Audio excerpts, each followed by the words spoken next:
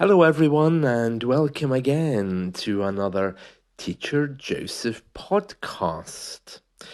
Well, today we are going to talk about speaking better. Now, this is something that we've covered again and again, but yet it seems to be something which you are always asking me to do.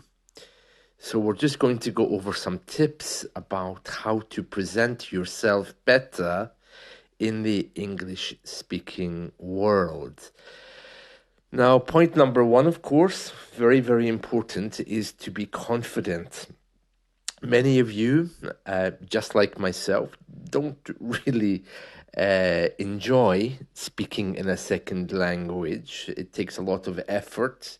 It takes a big effort to sound confident, and we are always afraid that other people will judge us or laugh at us. One way you can overcome this, of course, is by shadowing, listening to a native speaker, repeating what you hear. Some of you are asking me, oh, well, I want particular texts to shadow with. And I've done that. I've given you texts to use, but you don't need them. The idea of shadowing is you listen to anyone who's speaking, including this podcast, and just whatever you think you hear, try to say it. You don't need to understand it, just try to say it. So confidence is a big part of presenting yourself well.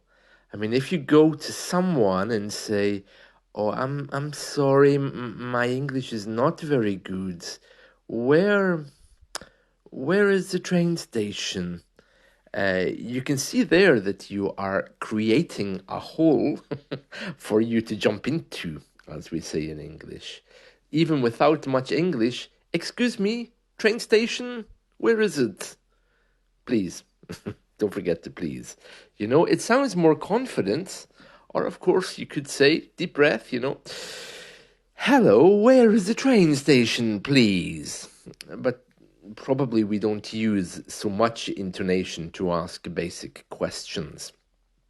When I go to the coffee shop, I don't say, excuse me, I would like a decaffeinated coffee, please, with soya milk, thank you. It would be too fake, I suppose, is the right word, and too dramatic for a simple request. So, confidence, you can show confidence just by taking a deep breath and pushing it out. I've told you before, no one is going to notice if you make a mistake, but they will notice if you hesitate. I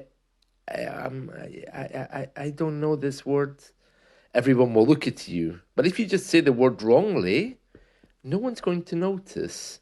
Unless, of course, you really say something which is completely wrong, So that's my first point, okay? My second point, taking away the spaces between the words. Deep breath in. Push the words out without spaces, without leaving any spaces until you have to breathe again.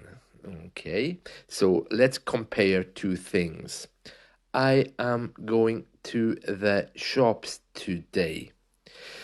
I'm going to the shops today. I mean, which one of those two sounds better? Of course, the one where there's no spaces. Okay, so very good, very good. And then you have another one, such as, I'm going to the cemetery today. I am going to the cemetery today. You can clearly hear which one's better. So, very good, very good. You need to be practicing, taking a big deep breath and pushing out. A lot of us, we just breathe in and then we hold. We breathe in. Hello, my name is Joseph. I'm an English teacher. Because we don't want to breathe out, and I don't know why. You just breathe in and breathe out. And as you breathe out, imagine if you're a smoker, the smoke coming out of your mouth. So as the smoke comes out of your mouth, you can see the smoke in the air. So just do the same with words. Push the words out. Deep breath out. You know, it works very, very well. Okay, so that's breathing. There's other tips as well, such as joining words together to make it sound like one word. And that's related, of course, to the removal of spaces. And other things to sound better, get your intonation right. Intonation is when your voice goes up and down.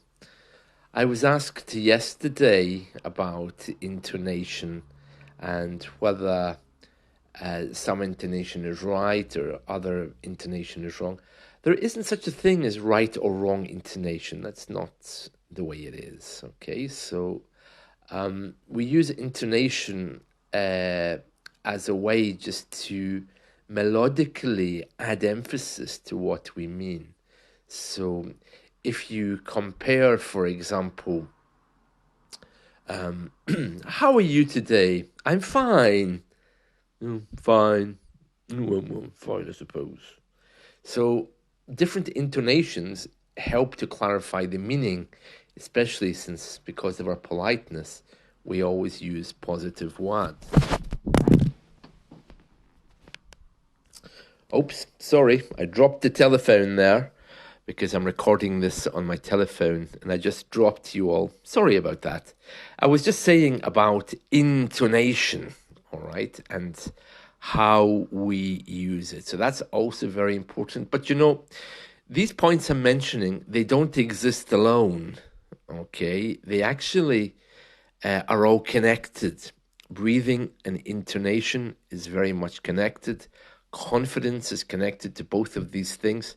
If you look at the way you have to breathe, for example, if you're doing yoga, there's a lot there to think about, and I could talk about it all day. But ultimately, it's up to you to change. So deep breath in, intonation up, and then you just push the words out. Okay, there we are, and that's it. Okay, I hope you found this helpful. Let's talk again soon. See you. Bye.